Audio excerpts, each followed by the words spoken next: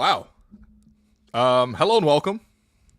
I'm your host, William Lou. You're listening to the Raptors Reaction Podcast, presented by Betway. For all your sports betting activities, hit the QR code that you see on the screen or follow the link you see in the description below. Wow, that was bad. Raptors completely no-showed at home, losing by a score of 123 to 89. And it didn't necessarily feel that close. The Spurs, who, by the way, this is no Wemby, who is obviously out for the season. Get well soon. Victor Wembanyama. No De'Aaron Fox. Get well soon to him as well. Also out for the remainder of the season. No Greg Popovich. Seriously, it's actually, I can't believe it's been like, I guess it's like, you can't really cover the story beyond like, is he going to be okay or not? But one of the greatest coaches, arguably the greatest coach in NBA history, not there for this one. But still, the San Antonio Spurs watched the Raptors, destroyed them from beginning to finish. They were up 20 in the first quarter, and the Raptors just quite frankly no-showed. Like it was yet another instance where the Raptors obviously rested a couple of players, so no Emmanuel Quickley, no Jakob Poeltl. You just got to rest these guys. Just got to rest them. Obviously, we know what the real reason is. They're trying to tank here. And then on top of that, you had RJ Barrett, though, come back in the lineup. You had Scottie Barnes come back in the lineup. Or I guess he's been in the lineup. But, as the two leaders of the team, at least on tonight's basis, I just thought they set up really poor tone for the whole group. I mean, the whole team was kind of lifeless anyway. I don't necessarily know if they started the game better, if it would have changed the outcome. But it was just like some of the worst basketball you've seen. And I thought Scottie had a whole string of bad turnovers in the first quarter, just literally could not stop throwing it directly into the hands of the Spurs for breakaway dunks. There probably was like 10 breakaway dunks for the Spurs tonight.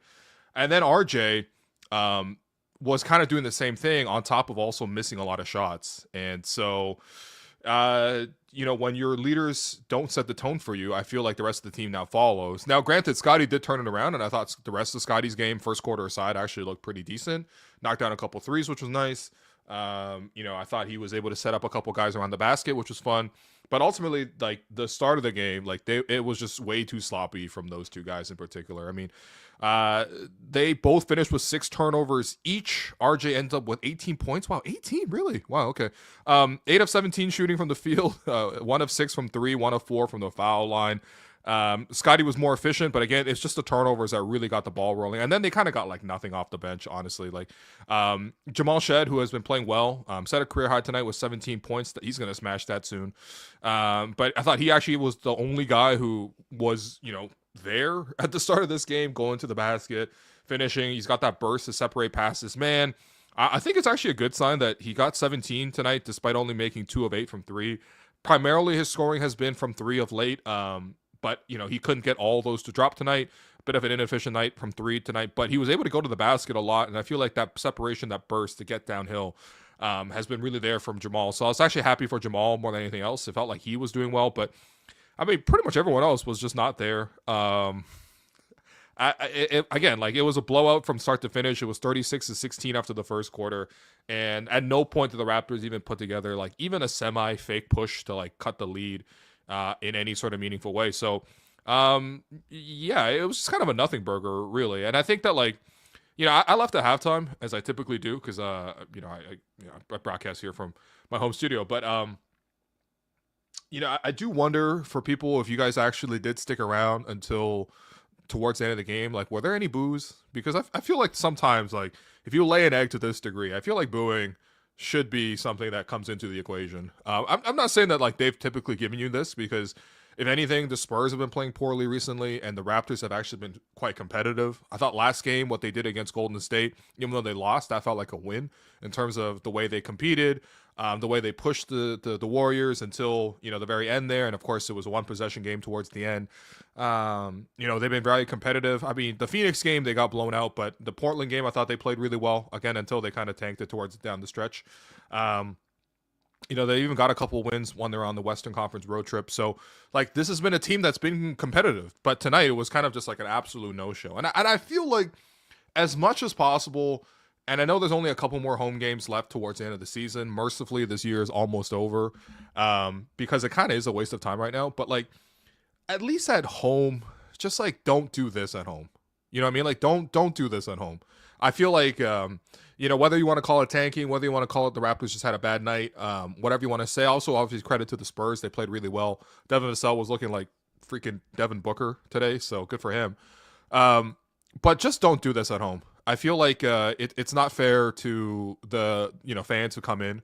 Actually, shouts to Oren Weisfeld, who was probably the first person I've actually heard ask outright about essentially the type of losing that goes down the stretch, the type of players that are made available down the stretch, and whether or not that actually is fair towards the fans. I mean, the Raptors, if you've been quietly noticing, Raptors no longer selling out as much. Now, they still sell out like the majority of the inventory, but they're not selling out as much. And I think if you know any season ticket holders and you ask them about, hey, are you able to move off your tickets right now? I mean, listen, Raptors, on a weekend in March, should be a pretty easy ticket to move. Hard to move off some of these tickets right now. And honestly, when you go down to the game, if you get a performance like this, you just feel like you wasted your time.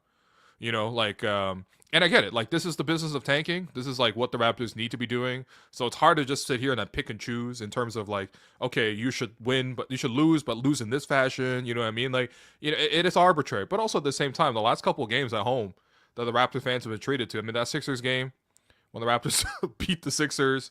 I mean, that was the last time they were at home. The Raptors in that starting lineup had Gerald, Rowland, Colin Castleton, Jamison Battle, Jakob Poeltl, Jamal Shead, AJ Lawson, Orlando Robinson, Garrett Temple. Those are the 8 players that took place on the Raptors that game. Before that, it was Washington, where the Raptors had IQ, RJ. Obviously, those guys didn't play down the stretch. Orlando, Jared Rowland, Scottie Barnes, AJ Lawson, Jamal Shead, Colin Castleton, Jamison Battle, Garrett Temple.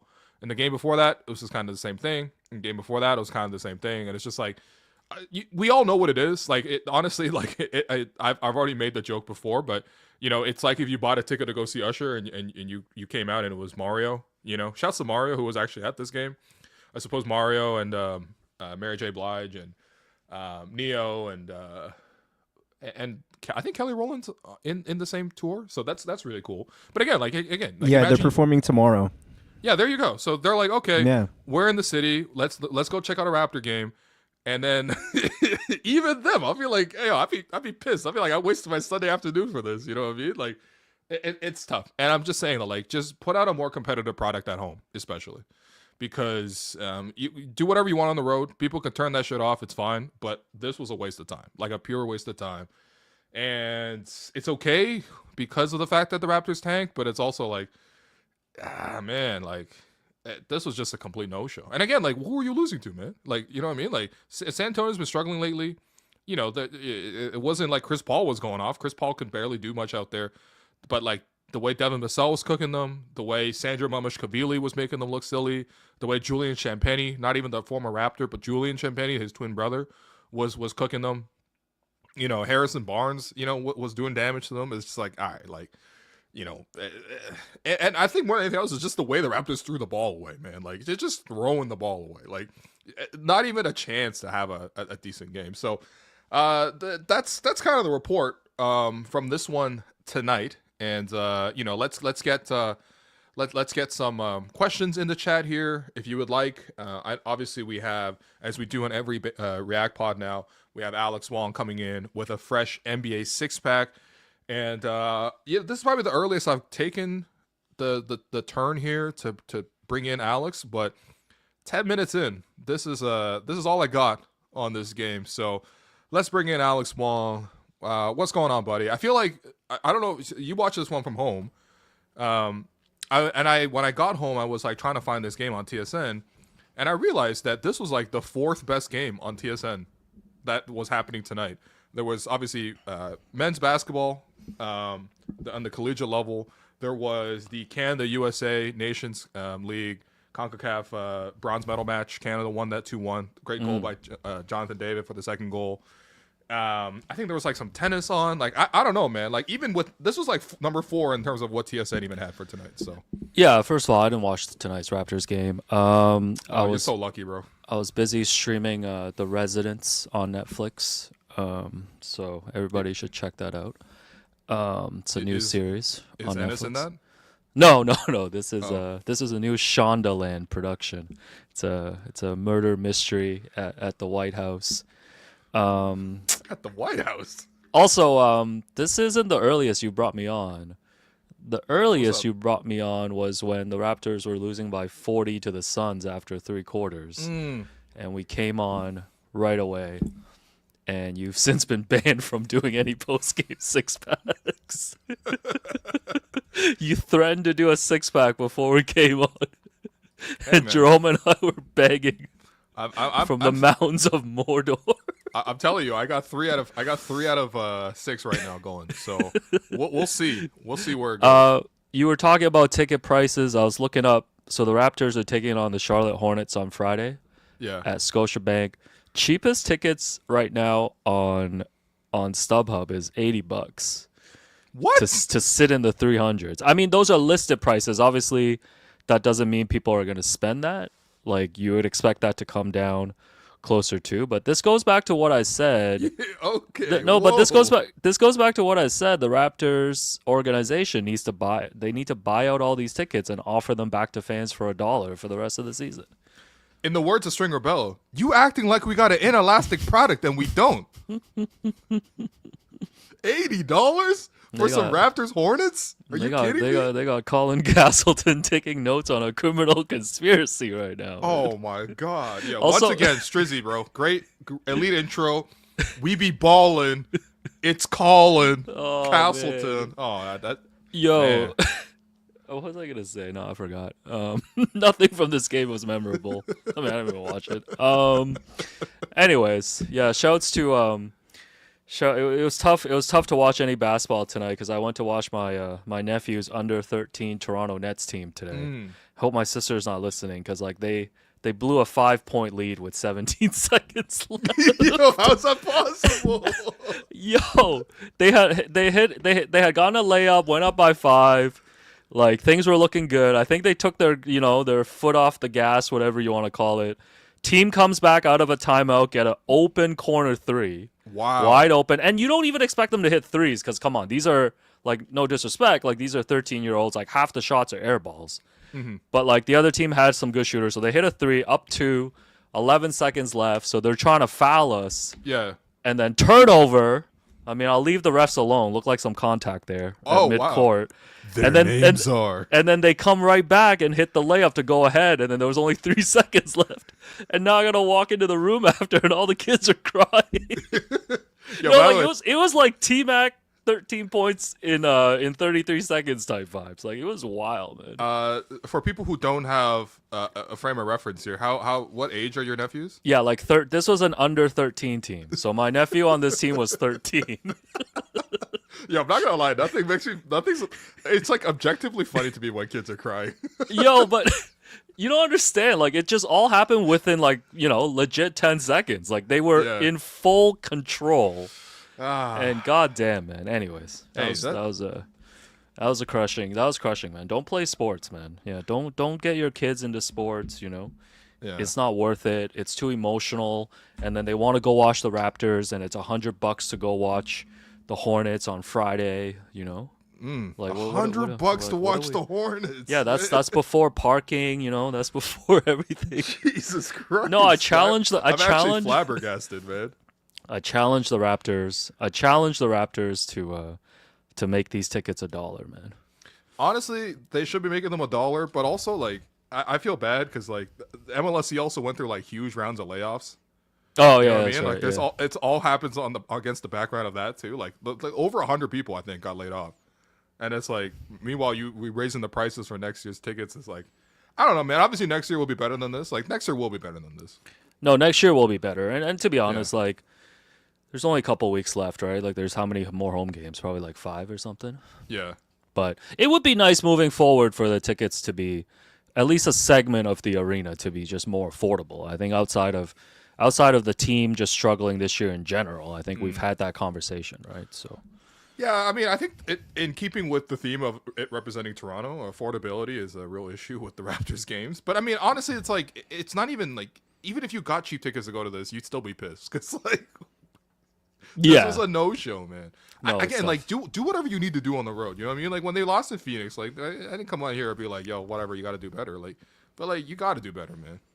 Yeah, no. At home, you have to do better for your home fans. You just do. No, I'm with you, man. I'm with you. All right, 6-pack. And well, let's see, give them the mop lessons of stealing money. Oh my God, man! The anger towards the organization is crazy, man. No, I don't mind it. I hate when people get laid off, bro. It sucks.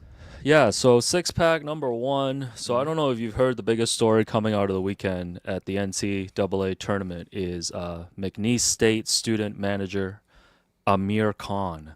Have you heard about Amir? Aura Khan is his official nickname. So what he does is like he comes out with the boom box, leads the team out, and he's been doing it all season. But of course, like once you get to the tournament, it becomes a national thing. Like every single broadcaster, ESPN, CBS. To be honest, like they were just overdoing it. Like he became the main character of the NCAA first weekend of the tournament. And after McNeese State won in round 1.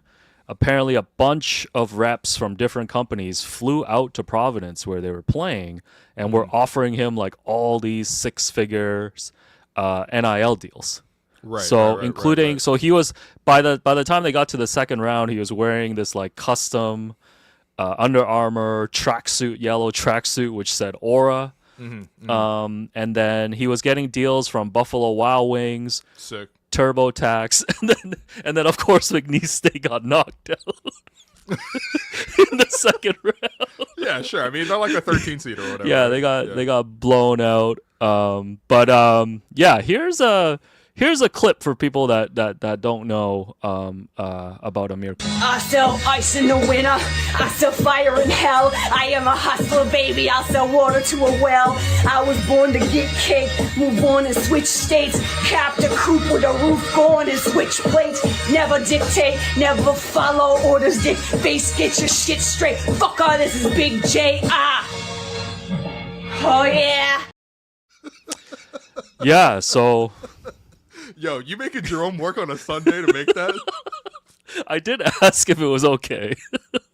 So what happened now is like the head coach of McNeese State is actually moving to NC State, and Amir Aura Khan is going to be headed to NC State, as well as a graduate student manager.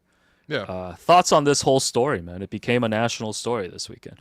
Yeah, I never knew that this man existed until this weekend. And after this weekend, I will never actually care about it. I'm super happy for this guy, man. He got a crazy bag off the exposure, man. Exactly. No, that's the thing. Like, it's... I feel like especially in America, but like it's not really like how good you are or like how, like credible, how, you know what I mean? It's just how much attention can you draw. 15 minutes of fame, No, it's literally one shining moment. And so I'm really happy for him, man. Yeah. So like I'm happy for him. Yeah. Somebody in the chat said that's brown excellence. I agree, bro. Honestly, I like it. The haircut's great. Yeah. I think the NIL thing, again, like I've said, like it's just brought so much money that like I guess they were just giving schools directly and they're giving programs directly.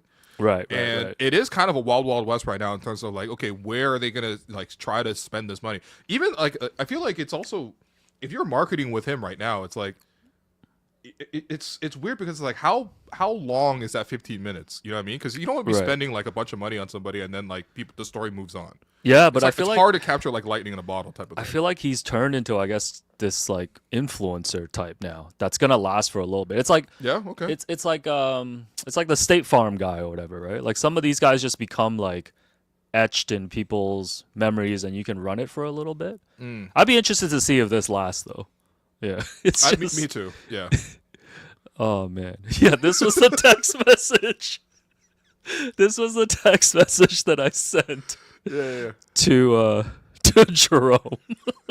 Yo, basically the two best intros are this guy and then what Dylan Brooks was doing with the Grizzlies. Oh, remember yeah. The Grizzlies made the playoffs and then like Dylan Brooks would lead them out with that little dance. Yeah. That was cool too. And now the coolest thing we have is the OKC Thunder throwing warm-up jackets on their sideline reporter.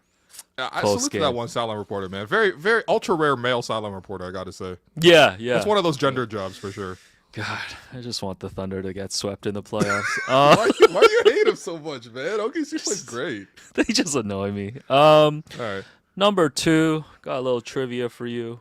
This could go. This could go for an hour if you want, for 10 minutes if you want. Oh, thank goodness. So, obviously, the Raptors played the Spurs tonight, and you had made me aware of this, that Bismack Biyombo had signed with the Spurs. We saw a lot of him. Yeah, shouts to Big Mac Bicombo. Yeah, or you guys saw a lot of him tonight. So there's 45 all-time players who have played for both franchises. What? Let's see if you can name. We're not going to do all 45. Let's see if you can name. Let's see if you can name a full dressed roster of 12. Right. There's some obvious ones, obviously. Okay, let's go. Okay, let's go. Today I ran into one of them. Well, actually, I ran into two of them today. One, TJ Ford, who is on the Spurs broadcast and obviously was a longtime Raptor fan. Obligatory fuck Al Horford, still 20 years later. Yeah. Obligatory Al Horford is still in the league. Yeah, fuck Al Horford for breaking TJ Ford, man. Seriously, I genuinely hate that guy. Number two, I pulled out a bag of oranges at the arena today because I was so bored. Yeah. And then Matt Bonner yelled over my shoulder. He's like, yo, you got scurvy or something? Matt Bonner, another one of those. Oh, yeah. Classic Raptor show humor. That's two. Gave him an orange. That's two. Rasho Nesterovic. Great pull. Rasho Nesterovic from that era.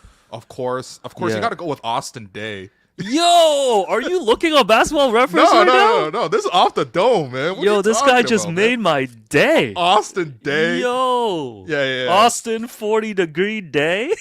Oh, man. Ain't nobody care about Austin. All right, we're upping this to 15, man. Let's go. Don't look in the chat either. I'm not gonna. You know what? I'm gonna hide the chat right here. Hide the chat. I don't even need that right now. Okay. Hide the chat. Nando DeColo. Yeah.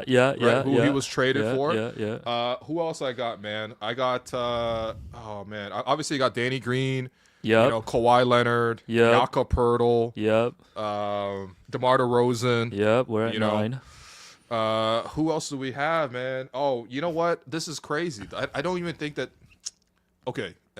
Was Pops Mensah-Bonsu temporarily a Spur? Yes, sir. He works for the Spurs. Okay, yeah. Worked and played for them. Yeah, man, that's 10. I got some of the deepest balls. Okay, let's go to 20, man. I think he can get 10 more. I think he can get 10 more, man. Who else played for both? Man, just throw names out there, man. The Spurs be picking up people all the time. It's insane. Oh, well, I guess Bismack Biyombo has to make this list. Biyombo, that's the genesis of this question. That's 11. Who else have the Spurs been picking up? Italian guard. Marco Bellinelli, yeah, Marco Bellinelli, that's 12. Bro. Yeah, we got him before he won the chip, of course. Colangelo's biggest trade, we saw him at the clutch party. Oh, Rudy Gay? Yeah, Rudy Gay. Come on, man. Rudy 13. Gay. 13. Not this guy. 13. Yeah, Vince Carter's cousin. Oh, yeah, Tracy McGrady played. Oh, yeah, that's right. T-Mac, that's 14. T-Mac went ring chasing. I forgot. Yeah. Current general manager of the Brooklyn Nets. Oh, Sean Marks? Come on, man. Sean Marks. That's from back in the day. Yeah. The worst center that we had while we were in Tampa. Oh, Aaron Baines. Yeah, Aaron Baines. Aaron Baines was there. Come on, man. The 10 Tank Commandments, man. Yeah, we could go on. Thou shalt play Aaron Baines. The guy that we signed on the day that Kawhi left. Oh, Stanley Johnson. But shouts to Malachi Flynn as well. Oh, yo. Yeah, that's right, because he was there, right? He was just there. I guess he's not on here because he was signed in camp. Oh, that doesn't even count. But technically, I'll give you that because he definitely was part of the organization. Oh, this is a sick quiz, man. Yeah, you forgot fucking Thaddy Young? Oh, Thad Young for a first rounder? Come on, man. Who? Nah, Toronto doesn't recognize Thad Young anymore. Mr. Nexus? Yeah. No, man. The Nexus? Yeah. The Nexus from Texas? Yeah, oh boy. Garrett Temple? Come on, he's been on every team, man. He's been on the Spurs. Yeah, he's been on the Spurs, man. Oh, goodness. Hidu Turkoglu did a brief stint with the Corey Spurs. Corey Joseph? Come on, man. We signed him from San Antonio. Corey Joseph. Yeah, there's a lot, man. But those are really the main ones. So the Raptors and the Spurs have crossed paths a lot in terms of players. So. Oh, for sure, man. I mean they only make trades with each other. Yeah. I mean, I was gonna say the most important trade in franchise history was with San Antonio. So yeah, Steve Novak. Someone mentioned in the chat. Oh, Steve Novak, the discount double check. Yeah, that's what I was at my pickup run today. Yo, by the way, I went to pick up before I went to the Raptor game. Is this a faux pas? No, I don't think so, man. You just love ball. Yeah. So there's a Sunday run that I've been invited to. And it's the China run. Oh, the Chinatown run. the Chinatown. My run. bad, guys. Relax, okay. So it's in Chinatown, and it goes from 2 to 4. This game started at 6 p.m. What? So, yeah, the Raps game. Yeah. Yeah, so then I left the run with 30 minutes left. And I just changed my clothes, no shower. No shower to the arena. Went to the arena. Is that a faux pas as a reporter? I mean, for me personally, I would never do that, but I think that's fine. Just go to the arena? No. God damn it. This guy Gilbert Arenas? No shower from one place to another. That's a tough one for me, but no judgments here, man. I think that's a pure love of the game. That's pure love of the game. So you went to ball, you went to the arena. Someone said the media gondola stinks. When did you pull out the tangerines? No, so not to be confused with our sponsor. So since it was in Chinatown, I went to Kaiway. Baby, won't you come Kaiway? Yeah, anyway, so you I think it's Kaiway. one way, but it's Kaiway. Oh man. So by the way, I go there all the time, and you're the first person to ever tell me the name of that place. What? You don't even know what it's called? Yeah, the one on Spadina, right? Yo, how do you not know Kaiway? No, I only learned that it was Kaiway when you told me. Yo, you're not Kaiway Leonard? Yeah. Oh God. Anyway, so you stopped by Kaiway on the way. Stopped by Kaiway. Picked up like 10 oranges and some dumpling skins. Probably stole some bananas outside. Yeah. Please, I would never steal from an Asian business. Other businesses, TBD. Honestly, that's a good rule to have, man. This guy's I'm not gonna steal from Kaiway, bro. This guy's Omar, man. There's a code to this shit. Yo, legit. No, this guy doesn't steal anywhere. Chinaman's gotta have a code, all right? Holy. All right. But like, yeah, and then I went straight from there to the arena, and I was like, mad self-conscious because I'm like, like I don't have BO, like it's not strong. I wouldn't say I don't have BO, but it's like not strong. You could like mask it up a little bit. But I still felt pretty like, oh man, this is weird. Why am I like shaking Matt Delvin's hand, but meanwhile I'm like, I think you're okay. Like a light sweat underneath, No, I think you're okay. I mean, not a faux pas. All right. There's been some bad BO situations at the arena, and I don't think you've been involved in those. Hey, 17 points for me, by the way. 17 points. 2 game winners at the run. Damn, man. Salute to all my guys. Okay, number 3. Yep, let's go. So speaking of the Charlotte Hornets, this is another trivia for you. Okay, so let's do it. Right now, across the 4 major professional sports, in the NBA, the Charlotte Hornets have the longest active playoff drought at 8 years. Oh, wow. 8 seasons. 8 seasons? Yeah, gonna go ahead and... I think the last time they made it was with Jeremy Lin. When Jeremy Lin had the little mohawk. Was that the purple shirt guy against Dwayne Wade? Yeah, I think so, yeah. Yeah. Wow. Yeah. Damn, that's a long time. I can't believe Bismack Biyombo was still on the Raptors when the last time the Charlotte Hornets made the playoffs. Yeah. Wow. Okay.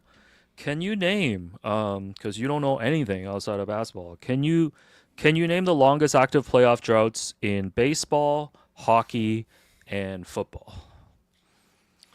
No chance in football. Just like no chance. Okay. Well, let's work towards that. Let's start with baseball. Let's start with baseball. Is it Jacksonville Jaguars? Is that the? No, it's not the Jacksonville Jaguars. Is that close?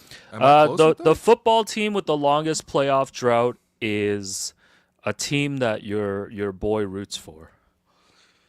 My boy roots for. Yeah. What? One of your boys. Boy? He loves to listen to football podcasts. Yeah. This is American football, by the way, for the listeners. Yeah. Wait. Which one of my boys loves? I can't American say. football? If I say the name, you'll get it right away. Yeah. I thought it was Blake Murphy because doesn't he love the Jaguars? No. Your boy, man. Your boy's a big fan of this team. You're gonna be pissed when I tell you. Your boy Sahal, man. Oh, the Jets. Yeah. Oh, wow, the Jets have been that bad? 14 seasons. Yo, that's terrible. Yo, by the way, shouts to Sahal, man. But this guy a Jets fan. He a Tottenham Hotspur fan. Yeah. He's obviously a Raptor fan. Can't even pick the right Spurs to root for. Come on. He picked the second best Spurs team. That's tough. Yeah. Okay. All right, that's pretty good. Let's go to hockey. Hockey. Yeah. Is this the active longest playoff drought? These are all active. Yeah. Man, this okay. team, let me pull up like an NHL teams. Hold on, NHL standings or something. Yeah, this team is close by. Yeah. Is it the Senators? No, good Sabres. Guess, yeah, Buffalo Sabres. Yeah, Sabres are pretty ass. Yeah, 13 seasons. 13 seasons, man. Yo, is Rick Jeanneret still doing it? He might have passed away. R.I.P. Oh, if man. he did not, then I take that back. Okay. And then for baseball, there's some things you can't take back. No, but I'm just making sure I'm good either way. Yo. Okay, baseball. The hint I'll give you is this is who. No, he did pass last year. Okay, see. Yeah, rest in peace. Yeah, rest in peace. R.I.P. man, legend. Great call. Legendary play caller. Baseball is a team that was that Yusei Kikuchi is with now. Yeah, he signed with this team in the offseason. He signed with this team in the offseason. Oh yeah. Man, they are at 10 seasons of no playoffs. Yeah. Wow. They are. Is it NL or AL? AL, and they are on the West Coast. It's the in AL the on the AL West. Is it Athletics? No, it is the Los Angeles Angels. Yeah. Wow, wait, how long have the Angels not made the playoffs? 10, yeah. So they had Ohtani, Ohtani and Trout and couldn't make the playoffs. That's disgusting, man.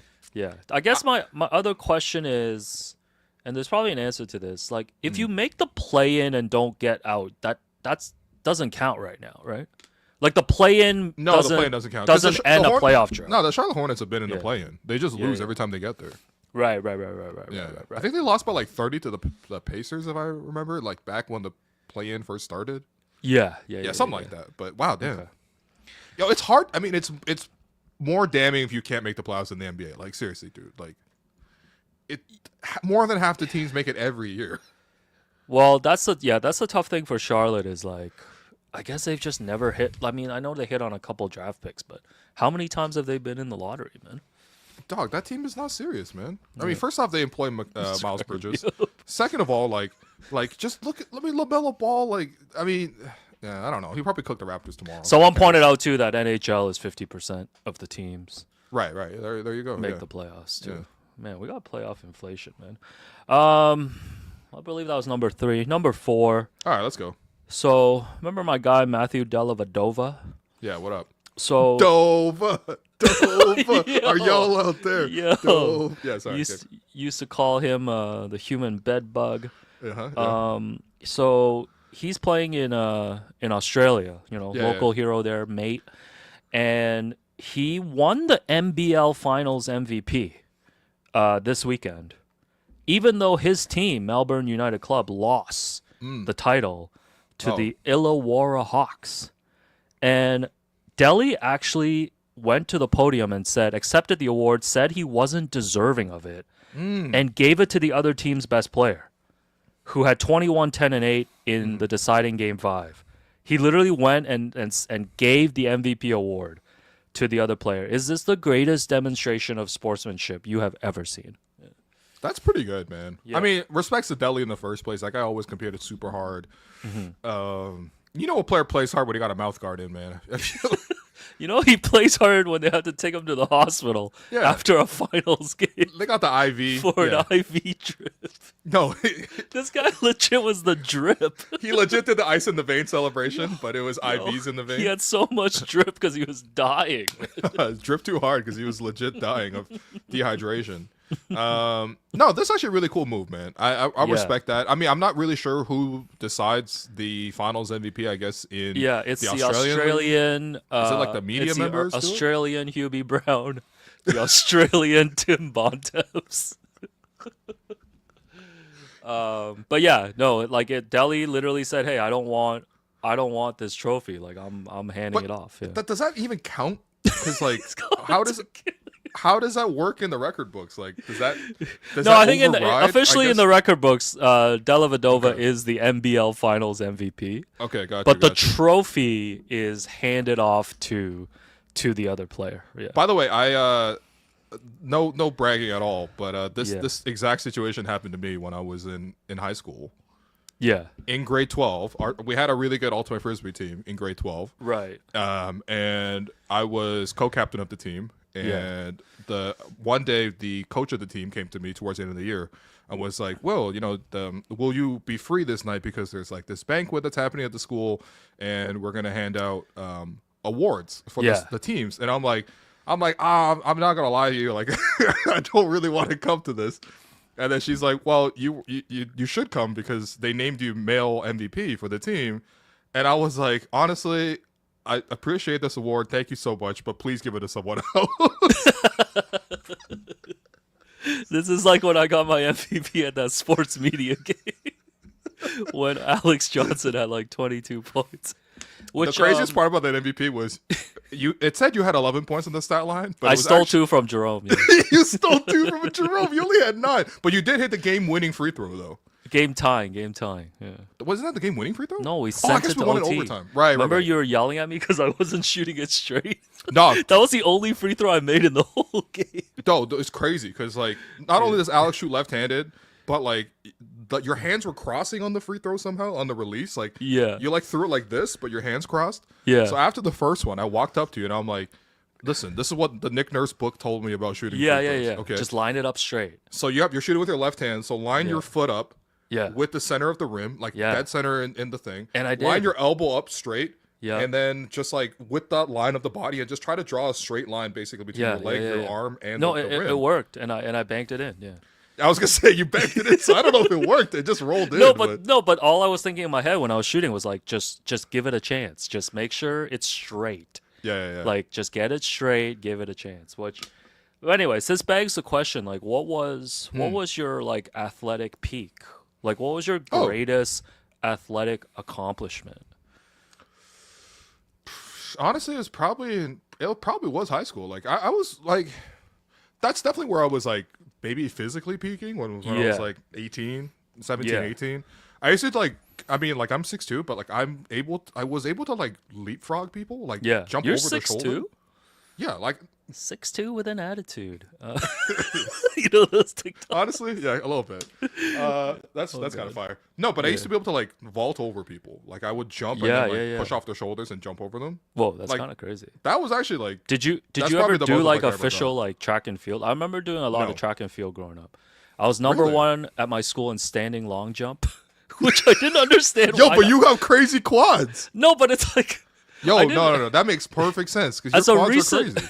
As a recent immigrant, I didn't understand what was so athletic about a standing long jump. Wait, did you? So it's like the one where you're jumping into a sand ditch, right? Yeah, but you don't run. You stand there, you like bend your knees, and then you just jump. Like it's not a running long jump. Like you stand at the line. One giant leap for Alex Wong. Yeah.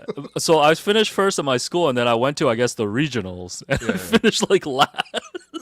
I got cooked, so I was like, oh yeah, I guess my school sucks. Yo, that's crazy. Yeah. Well, I was gonna say this is also very heavily dependent on whether or not you are from at like an athletic school or not. You know what I mean? Because there's like entire schools that are like sporting schools, and it's like if you're one of the best players from there. That's totally different. By the way, I feel like the thing is, I'm actually not surprised because you do have very strong quads, and I guess I just never have seen. I guess I mean I don't have like specific pictures of your legs, but this is probably as close as it gets. Yo, man, you guys. I hope I'm not admiring a propaganda poster there. No, it's subversive. It's you know. Okay. I was at a gallery. It gets the people going. This is not a political statement. Why are you so nervous right now, man?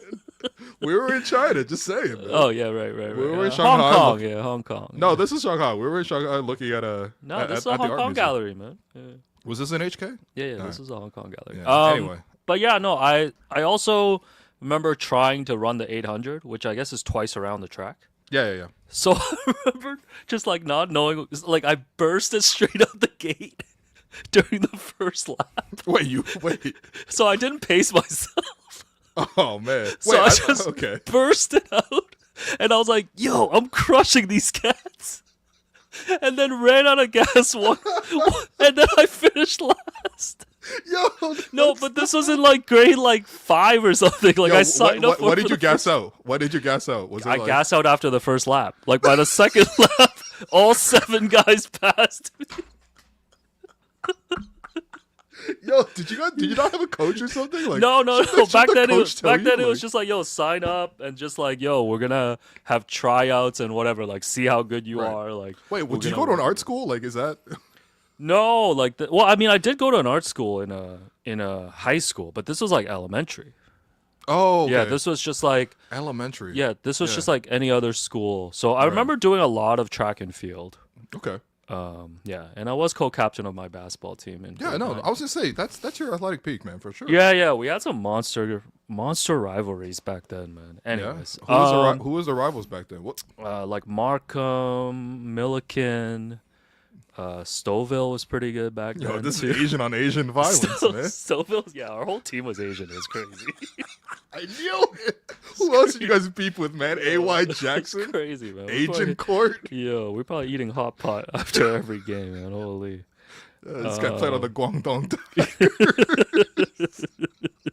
Tigers. Oh, anyways, what's next? Ooh, yeah, guys, come on. Yo, that's crazy. Come on, man. No wonder this guy could jump. These are photos of my calves. The standing jump will be crazy, man. Number 5 on the 6-pack. The Cleveland Cavaliers, until beating the Utah Jazz today, had lost 4 games in a row. Yes. Are you concerned that the Cavs might be frauds? Oh, fraud watch? I mean, I think. Okay. They are still 56-14, by the way. Of course, right? They're definitely. I've been thinking about this. There's certain teams I feel like that don't want the regular season to end. Like if I were a Cavs fan, I wish there was no playoffs. Yeah, but I almost think it's not fair that like once a team has a surprise regular season, the conversation has to immediately go to if you fail in the playoffs this year, then none of this matters. Like, you know what I mean? Like, I want a little kind of credit to just, this was how I felt back with the Raptors teams too. I was going to say, as a Raptor fan who went through many instances of teams that won 56 games, 60 games, or 59 games, 58 games in the regular season, like, I know this exact feeling. And I know, it's not fair. They called us frauds after the bubble, even though we had an amazing year that year. They called us frauds in 2018 because of LeBronto. I mean, they called us LeBronto, man. Yeah. So, number one, I'm not going to be sympathetic to Cleveland. Number two, I mean, I think part of winning a lot in the regular season is like teams are going to want their revenge on you. Sure, but also it's like you've watched enough basketball to know that like the playoffs are a completely different format than the regular season. Like just because you run into LeBron for 6 straight years doesn't mean the Raptors were not a good team. Yeah, I mean, again, Cleveland has like some signature markers. Number one, we've seen this core in the playoffs the last couple of years. 2 years ago, it was lights were brighter than expected from Jared Allen, right? I mean, it's not like they haven't had Darius Garland, Donovan Mitchell, Evan Mobley, and Jared Allen. Like, they've had that. Now, they've added to the roster. This is definitely the best version of the roster. Ty Jerome's there. DeAndre Hunter's there. Dean Wade feels like he's knocking in every 3 and stuff like that. But, like, Max Strus, so they've added to the roster, no doubt. But, like, part of me is just like, come time for the playoffs, it is really just about like how much your best player, like how good is your best player. Yeah. And the one thing with Cleveland is just like your best player is Donovan Mitchell. Like, all right. Yeah, you're not buying that. I'm not. I think they'll be perfectly fine in the first round. I think they should be fine in the second round. But I do feel like, I let's just say I wouldn't be that surprised if they didn't represent the East. Yeah, but would you be surprised if they, on the flip side, if they beat the Celtics? 100% I'd be surprised if they beat the Celtics. Are you kidding me? The Celtics are a much better team than Cleveland. All right, so congrats to Al Horford again. Fuck. Yeah. You can't win. No, when it's Horford versus Mobley, you're not going to be able to win. So TJ Ford was taking photos with like fans, like, and I was like probably a meter behind him, and I was whispering like, "Fuck Al Horford, yo." Oh my god, man. Fuck Al. You know what? I was hoping you heard me, man. That is seared into the memories of Raptors fans. I was gonna say, as in my lifetime as a Raptor fan, there's really only 3 injuries that I really strongly remember. Yeah, one is Al Horford, which if you guys went around 20 years ago now, TJ Ford was on a fast break going for a layup. It was like pretty much the end of the game. It was like decided. Like it wasn't like make or break 1 possession game. Al Horford comes from behind, chops him down midair. And he falls so hard that he hurts his spine, and it like ultimately leads to TJ Ford's career being ruined. So like I've like hated Al Horford ever since. Like TJ Ford was one of my favorite players, and I just really think that was one of the dirtiest plays I've seen. Number 2 is Jorge Garbajosa when he broke his leg in Boston. That was brutal, man. That one's brutal. I remember as a young kid just like hearing that man scream through the TV was kind of nuts because you usually don't hear the players that much. There's like a mic underneath I think the backboard. But that one, I remember that was like gruesome. And then the third one is this is random, but it's not nearly as bad as the other two. But when DeMar slipped on that wet spot in Dallas in 2014, like towards the end of the year. Oh, right. That one I just remember like because everything was going like so good. The Raptors were like the number 1 seed that year. At that point when he got injured, they had come off that 48 win season in 2014. So yeah. Yeah. Man, give me an Al Horford jersey, man. I'm not gonna wear that. Who want to wear a 42, man? Yeah. What are 3 jerseys that you would just never wear? It can be any sport. Horford's definitely one of them. So a Horford Celtics is a no for you. Pretty much any United kid I feel like is probably strongly a no. What's worse though, United or City? The City kits look ugly. United at least has good looking kits. Right. But I don't really care about City that much. I mean, they're great, but like it's fine. I don't know. I probably be more against wearing a United kit. Yeah. And then as another NBA kit, I don't know, man. Honestly, I'm not gonna lie to you. Like, I probably won't wear a LeBron kit, especially like a LeBron jersey from Cleveland. I don't know. He's just caused me too much pain. on a pure hater basis, I can't rep a LeBron jersey, man. Yeah. No, I get it. What about you? What are your 3 jerseys you won't wear? I'll wear anything, man. I don't hate nobody like that. So okay? Hold on, because I'll wear a Thaddeus Young Raptors. I'll wear that through customs. I don't care. Yo, that's crazy. You should give that 21 to the customs agent. Man. I legit should declare that you had a Thad Young jersey. I legit can't think of a single jersey where I would be like, no. Yeah. I feel like, I mean, because the thing is like so.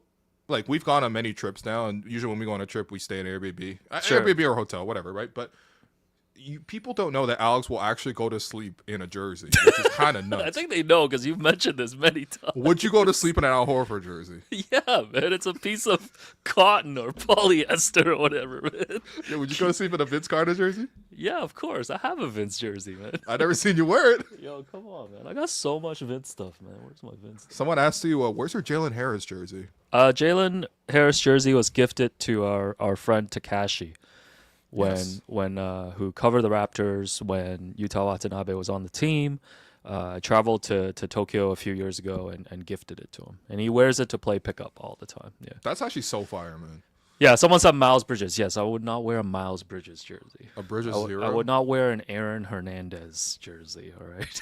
Like, I guess those are the rules. What about OJ Simpson? No, I would not wear an OJ. Like. Yeah, is it provocative to wear an OJ Simpson jersey? I mean, it's provocative. Like people consider Kanye West's Twitter account being provocative. Okay, whoa, that's too strong. How about that? Yeah. I guess the answer is yes. Then no, the answer is no. No, the answer is yes. It's provocative, and no, I wouldn't wear it. Okay, no, it's way too provocative. Damn, bro. All right. I think I had a 6, but that felt like a 6-pack. No, come on, man. You got to be giving a full 6, man. Oh, God. All right, let's see. Unless you want me to supplement from my my mini pack. No, please. Lastly, did you see this is actually happening? Lance Stevenson and Michael Beasley are going to be playing one-on-one for $100K. I don't know the rules, but this has been set up. So, who are you taking in this one-on-one matchup? Probably Beasley, man. Beasley was a really good one-on-one player. Yeah, I actually think this is a heavy mismatch. Well, I mean, Lance is like big and strong, which I feel like in one-on-one is like a totally different game. But Beasley does strike me as like a super good one-on-one type guy. Who put up the $100K? I have no idea. Who financed a whole 6 figures on this? This is why I was trying to skate out on a 5-pack because this was put in without much research. Last one's a brick. All right, you know what? I'm gonna give you the last 6-pack item. All right, what are you gonna tell me, man? Bismack Biyombo was 23 when he was on the Raptors. No, last 6-pack item. So I was channel browsing on the weekend. Okay. And I was just like, watching whatever. And the movie channel, one of the movie channels, had Eat, Pray, Love on. Oh, okay. Featuring Julia Roberts. And never seen it. Shouts to Javier Bardem. Bardem's in there. She's like the love interest. Never seen it. Give me your eat, pray, love, man. What does that mean? I actually don't know what that means. Like, what does eat, pray, love mean? Okay, I only know live, laugh, love. Eat, pray, love is a cousin to live, laugh, love. Okay. But eat, pray, love. So it's I guess the premise of the movie. I mean, I didn't really watch. I only watched like 20 minutes of it at most. Yeah. But basically, it's like you got to pick one place in the world to eat in, one place in the world to pray in, one place in the world to love. But what's one place? Okay. So it's usually a country. Eat and love. I get, but like, so I think what does pray? What does pray mean in this? Like, I think she prayed in Bali, and I think she ate in Italy, and but like, what do you mean? Like, what do you mean going to a place to pray? Like, it's like it's spiritual. It's a spiritual. Like spiritual. Yeah. Spiritual. Yeah. Give me your eat, pray, love. So basically, 3 cities. Okay. I can't believe I gotta explain eat, pray, love to you, man. That's hilarious. Eat. I would go to what do you think the best place in China would be to eat? Because it would definitely be China. Well, you can have anything you want in Guangdong. Yeah. So let's do that. Yeah. Okay. Guangzhou for eating. All right. Well, Guangzhou did have some pretty good eats. I can't even lie. Pray, I'm gonna skip for now because I might need some help on that one. Okay. All right. Chat, let us know. Love, I would go to Hawaii because that's where I was married. Yeah. Wow. So just to soak in those memories. Which island, man? Maui. Yeah. Oh, back to Maui. Have a luau. Invite all my friends and then apologize in 6 years for having made them come. Yeah. Yo, I guess I can go to this one, man. This is good.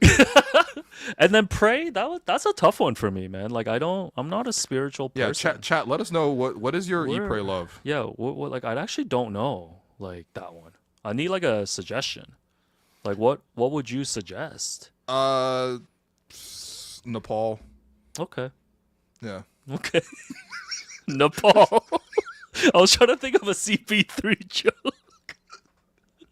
Nepal Jones. No, come on. Yeah, Nepal. Let's do it. Yeah, Nepal. Yeah. I mean, it's in the mountains. Yeah. Oh, so you go somewhere where you feel like real, like just like spiritual. Yeah. I'm just not a religious person, so when like the pray thing comes up, I'm kind of like, I don't know. Can I do eat, love? That's not how this works, man. So it's good for your soul, man. Come on. Who cares? That shit ain't even real. Hey, but shouts to Julia Roberts, though. Yeah. So did you log that on your letterbox, or you're not on? I didn't watch enough of it, but I did find it really funny to see Javier Bardem in the movie. Why?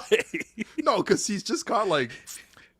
Man, I'm not trying to be rude, bro, but that guy's not handsome enough to be the love interest. Nah. He got his own aura, man. Yeah. He got aura, there's no doubt, but like he got his face is just strong, man. Oh, you're not buying that he can be like a lead in that type of movie. I just maybe like I don't know, man, but maybe it's like maybe in other movies he looks pretty handsome like in these photos, but in the movie I don't know, it just didn't really like sell me on like like this is like Julia Roberts is like it's got to be relative to Julia Roberts too. Yeah. This was not Pretty Woman for you or whatever. Yeah, all due respect to Javier Bardem catching a crazy. Yeah.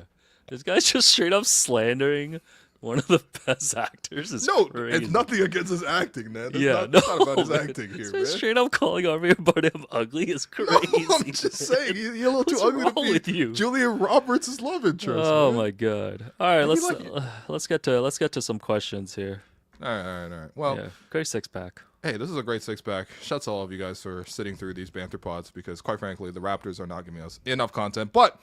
It's time now for the Tangerine fan inbox, and we want to let you know that Tangerine is the official bank of the Toronto Raptors, foundational partner of WNBA Canada and NBA Canada. And of course, they're not just fans of basketball, they're fans of basketball. They're fans of fans who have their own nickname for each guy in the starting 5, or fans who stand 5 inches from the TV all game, fans who can recreate every player's layup package while sitting on their couch. And if you're hearing this, there is no doubting your commitment. Fans like you are at the heart of what makes this game great.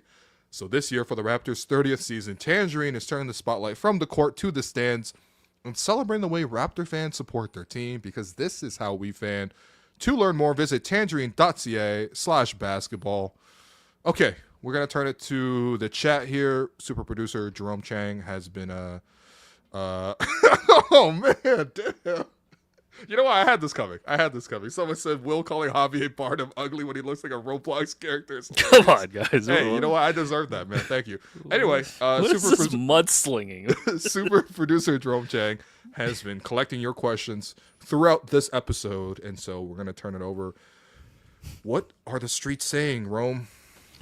I didn't know that was me, actually. I got you. Okay, oh, thanks, is Alex doing that? All right. Slim pickings, man. Slim pickings. I'm looking at it Jerome. right now. Sorry, No, you're Jerome. good. No, I'll hang out. It's all good. All right, you. So here's a would you rather either or here for you, Will. You get the third. The Raptors get the third pick, but Sixers jump and get the first pick. This is the first scenario. Sixers draft first. Raptors move up, draft third. Or Raptors stay at 7th, and Philly loses their pick to OKC because it's outside 7th. Wow. Yeah. Wow. So in the first scenario, obviously the Raptors get to benefit from where they are now, but in exchange, the Sixers get Cooper Flag. In the second scenario, you don't get as good a player, but Philly gets screwed. Right. What is this, prisoner's dilemma? I need some game theory for this one, man. Jesus. You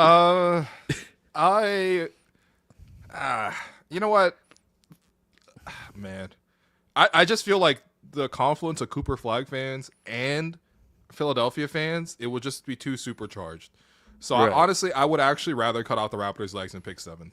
Okay, you would go with that. Yeah, that's tough though. That's tough. Yeah, that's a great one, man. Shouts to That's tough. I just can't. I don't know, man. Out of all the teams that are tanking, I feel like Philadelphia is the last team I would want to see Cooper end up with. So. Well, who's the team that you would want to just be like, okay, yeah, it's cool that Cooper is in this place? Do you even have a team in the tanking? Like if he goes to like Brooklyn? I mean, so like if he goes to Brooklyn, I feel like that's like kind of in the spirit of like the whole like you want to benefit some of the worst teams in the league, because I feel like Brooklyn has like fallen on hard times. It's a prime market. They keep obviously trying the free agency route. They get the guys in. I mean, they had KD, they had Kyrie, they had James Harden, and that thing just did not work at all. They never played together. And now they're in this like terrible situation where like basically no one cares about the Brooklyn Nets. You know, they actually have a great social team. Shouts to the Brooklyn Nets social team. Do a lot of fun videos. But it's like, who is in these videos, man? It's always like Tyrese Martin. You know what I mean? Like wild straight to Tyrese Martin. I'm sorry, but like Jordy Fernandez is in a lot of these. Film session with Dayron Sharp. Yeah, exactly. It's like, you know what I mean? It's like, let's get to the root of like Cam Thomas's like home, like his story growing up. And I'm like, I mean, I don't know if I want to put 40 minutes on that. You know, I'm sure it's well produced. But my point is that like Brooklyn, I feel like could really use a star. Charlotte, I feel like any player that goes to Charlotte just gets ruined by the organization. Yeah, plus you just get buried there. Like it's like nobody's checking Charlotte like but that. Then again, it would be kind of fun to see Cooper and like LaMelo. LaMelo is fun. Yeah. But like unserious franchise. Washington, I actually wouldn't mind either. Washington's got like a nice little young. I think setup Washington going. would be cool. You let Cooper be kind of like your lead guy, give him a few years. Yeah. Rise up with a young team. I think the two places I would not want him to go are Utah and Charlotte. Those are just not interesting. to me. Utah I think would hurt me, and then I guess I don't know. I just nothing will really incentivize me to watch Utah Jazz basketball though. That's the issue. Yeah. So If Cooper goes to Charlotte, he'll be in a biker gang. what is this? Sons of Anarchy? No, if Cooper goes to Charlotte, he turned into Tekashi 6ix9ine, man. Oh my god. Yeah, the question's really all right, next one here. What Raptors jersey would you never wear? And is Jalen McDaniels on that list? I'm not gonna lie. Who has a Jalen McDaniels 2 jersey, man? Come on. Yeah, even Sexy Beast is not pulling that out. No, you can't pull that one out. Do you have I a guess, Raptor that you just don't like? Yeah, Jalen was on there. Honestly, you had to be there, but some of those games where he was just like throwing the ball away, or like there's one play where him and Precious Achiuwa like standing side by side at the corner, like not screening for each other, just like standing side by side. Yeah, someone said Jonte Porter. Honestly, wearable. Actually, Jonte Porter will be a sick. You gotta jersey, flip. man. You gotta flip the numbers in the back into just dollar signs, or like an over under. What number did he wear? Do you remember? Jonte 11 or did he something? wear? Was it 11 or no? Yeah. Why do I want to say 30? I don't think it was 30. Yeah. You should change that to a 30 and a half. Oh, wait. No, it wasn't an 11. No, it was 11 originally because Bruce Brown came and then Bruce Brown gave him cash. to change his jersey. Yeah, number. what did he Remember do? What did he do with that cash? He took that cash. That's what we know. Yeah, he wore number 34. So yeah, Hudu Turkoglu. No, Hudu Turkoglu is wearable. It's wearable in like just like an ironic type way. Like, am I gonna spend money on a Hudu Turkoglu? When we were in Atlanta, like with no dunks, like Tass actually whipped out the number 26. Yeah. jersey. It's cool. Yeah, I'm with it. Goran Dragic jersey. Yeah, like Goran Dragic wouldn't really be part of that. Terrence Davis, that's a good call. No, that's a good one. Terrence Davis is cutting holes in his mask in the bubble. Like, bro, come on, man. Yeah, and worse things. Goran Dragic, it's just funny to me. Like, we can't have Dragic be one of like our top 5 villains. Come on, like, I mean, can we just bump him? Like he just didn't want to be here. Yeah, just. You know what jersey never moves me when I see it? The Chris Bosh 4 jersey. Like, Bosh gets so much hate, man. There was like who was it recently? I think it was Colin Coward who was like, when you close your eyes, when you think of Michael Jordan, you could see like the game winner. You know, when you think of Kobe Bryant, you could see like him jumping on the table and, you know, ripping his jersey side. You know, like when you close your eyes and see Jason Tatum, you don't see nothing. Yeah. And I think when I close my eyes and see the Chris Bosh 4 jersey, I don't see nothing, man. No, like, I hear if you, if I see a 43, I see a spin move. If I see a 23, I see Fred, you know, lying on the ground with the face bleeding in the finals. Sure. You know, when I see Kawhi Leonard, obviously I see, you know the I see Uncle Dennis at the airport lying to kids. Yeah. That's you know, that's actually kind of fire still. Yeah. You know, like if you know, like even if I see Norm, man, like breaking away on the fast break, you know what I mean? But like, I don't know, the Chris 7 Bosh minutes jersey, of great memories with him, man. Yeah. Also, I probably wouldn't wear a Bargnani jersey, man. I really didn't like Bargnani. People are saying Vince Carter worthy of being hated. Yeah, I mean, you know, let's be real. Like that was like the number 1 Raptor villain in a very long time. Yeah. Hey, listen, man. I think it makes perfect sense for Vince to be the first jersey to be retired by the Raptors. Yeah. You gotta wear your signature hat when you say that, man. Come on, man. Yeah. People were saying like we got to do like a top 5 villains for the Raptors. I mean, it'd be villains? LeBron, Paul Pierce. Oh yeah, Paul Pierce. Those are really the 2 that really sting as like opposing players. I can't even think of who else. Like Kevin Garnett slapping the parquet against Jose Calderon. But KG's too likable. You know what? To Al Horford. Yeah, but who knows about that? That's like only we know about that. Even Al Horford probably doesn't think about that, man. Yeah, but none of these guys think about it. But LeBron and Pierce would be the top 2 for me. Gerald Henderson. Yeah, Gerald Henderson used to cook up the Raptors, man. That's the reason why his name still rings out on this podcast. Oh, man. Can you say the Vince Carter line again? No. Hey, by the way, did people watch the doc yet? Come on. Yo, make sure you watch the doc on Crave, man. We the North, from prehistoric to historic. Yo, this is so funny to me. Joel Embiid's a good one, actually. Oh, yeah, Embiid's a good one. No, but this here, random thought, but the Mavericks are really idiotic. I love how every day there's just a basketball fan who's like, what are the Mavs doing? Yo, that Luka trade was so bad they had to release the JFK files, man. Yo. They're like, look over here. It was so bad they got like a profile in Vanity Fair, man. Like, what's next? Architectural Daily or something? Yeah, Architectural Digest comes out. They're like, this is the worst building we've ever seen. Worst construction ever. Yeah, look at this team building right here. That shit is ass. Oh, my God. Yeah, last question here. You mentioned that Neo and Mario were in the building. Guys. Neo versus Mario. Whose discography are you taking? Come on, man. Neo clears Mario. Are you kidding me? Easily. What does Mario had? Let Me Love You? Besides Let Me Love You, what else? Yeah. What else were people singing? Yo, with you Mario? don't understand, man. I'm not even trying to disrespect. I like Mario. I love Let Me Love You, man. 30 Mac Anthem. But like, come on now. Neo? Mario discography. I once had a Neo versus Usher conversation. I was standing up for Neo. See, that's crazy. I was told to stand down, which I understood, but like I was willing to go to war for Neo. Yeah. And Neo, we learned like he's written so many songs too. If you count the ghostwriting, yeah, like if you add in the ghostwriting, then I think you got right. Because he actually didn't he ghost wrote "Let Me Love You." Oh, did he? So this ends this conversation no. right here. Yo, I mean, Mario also man. has a couple of tracks.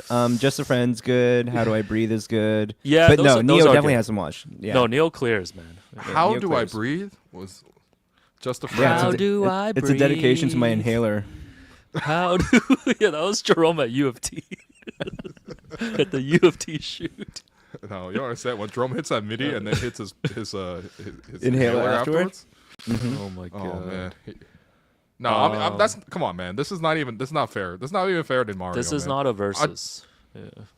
Mario's biggest hit was written by Neo. End of story. By the way, shouts to Nico and Neo both gave away elite talent. yo, shouts to Neo because actually shouts to Nick Nurse because besides bringing us the championship, he did bring us in the Nick Nurse Foundation event. He had Neo come out and perform. At history. No, wait. Wasn't that the wasn't that your the Rap City Social actually? No, Nick Nurse that was the Nick Nurse Foundation Foundation event. Oh That was wow. the Nick Nurse Foundation Nick event. Nurse Foundation. And I can't lie to you, it wasn't that well attended. Because at one point, like the people there were like, "Yo, you guys stop chilling in the back. Come to the front, man. We gotta like show face Right. for Neo." Because like there was like 20 people. But even with such a small crowd, it probably got to like 50, let's just say. But like even with such a small crowd, like Neo still gave like an unforgettable performance. Like he didn't like he, you know what I mean? Like it was greatness, man. Alex was like on the ground, like literally worshiping Neo. I was doing the J.R. Smith like prayer to him. Like it was crazy. Yeah. No, Neil, that was a top 5 show, man. Yo, Top 5. he hit Miss Independent. And it was You so know, man, funny. so like sick. Yeah, like Come on, half an hour show, and then in the middle, he's like, "Yo, shout out Nick Nurse, man." I'm like, this is so funny. He's like, "Yo, Oh, yeah, I man." forgot about that. He's like, "Yo, put your hands in the air, man. Let's get a shout out to Nick Nurse." I'm so jealous, man. How did Nick Nurse get Neo to pop up, man? I believe he gave him some money. Yeah. He probably did, I but believe he No, but- funneled some money from the foundation. how much money was the Nick Nurse Foundation bringing in to bring in Neo, man? Yeah, I don't know, man. That was Yeah, that was a great pull. That was actually an elite pull, man. That was I'm a trying to great find a pull video from of Nick. you at this Neo concert, but you know what? Yeah, we don't need that. We got enough. We got enough videos, man. All right, off to the awards. That's it for questions. Yeah, man. Yeah, bro. We don't Try have my one best. that. Is there one that Jerome could cut down after? Listen, I already apologized to Jerome. You know, if there was, I would have pulled it. this? Really? Yep. We're gonna do some finessing. Don't worry, we have We're 6 gonna pack have to stuff. finesse. Yeah. All right. Okay. On Well, to our Awards. All right. 3 stars from tonight. Oh man.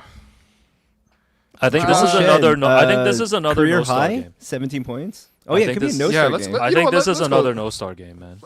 Let's go. Nah, let's get 3 stars. Let's give Jamal Shead the first star, career high 17 points. Boo. Uh, I love when those Raptors PR because I have them on text notification. yeah. I love the career high tweets right now. But can you read? These some are more? not real, man. No, some of these are pretty funny. They're like Colin Castleton has recorded a career high 11 rebounds tonight. These you are know? not real. No, come on, man. Jamal played well. Jamal actually was one of the few guys that played well tonight. Sure. Before the game, Matt Devlin came up. He's like, "Yo, man, I appreciate you supporting the Jamal Shead, rookie of the year, or not rookie of the year, all rookie team campaign." And I told him, we need a couple of 20-piece games from Jamal just to like really bump the numbers up because like he's had good impact, Yeah. but just the numbers have not been that strong. They've obviously stuck him with a lot of bad bench units and stuff like that. But he's played really well. Congrats to Jamal. Your second star, give it to Scottie. After the first quarter, Scottie actually played pretty well. First quarter, he was just throwing the ball around, but like hit the threes. A lot of discussion before the game. Honestly, Darko was getting grilled for like 10 minutes about Scottie before the game. Felt kind of bad for him, but 22 points, 6 rebounds, 6 assists, 2 steals, a block, 8 of 11 shooting from the field, 3 of 6 from 3.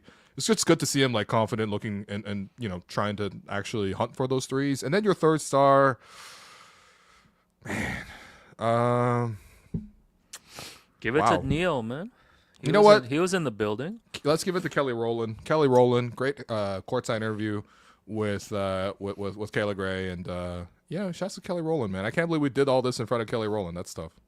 So, your Gerald Henderson Award winner for who torched the Raps tonight, that is going to go to Devin Vassell. This guy was hitting like pull-up jumper after pull-up jumper. He went 11 of 14 from the field, 3 of 6 from 3. So it was actually a perfect 8 of 8 from 2-point range. And again, a lot of those were mid-range pull-ups. 25 points plus 37 in this one. Clearly the best player in tonight's performance. So, yeah, man, that's Raptors-Spurs, and I think I'll forget all about this game when it's all over. But I appreciate all of you guys for sticking around and watching.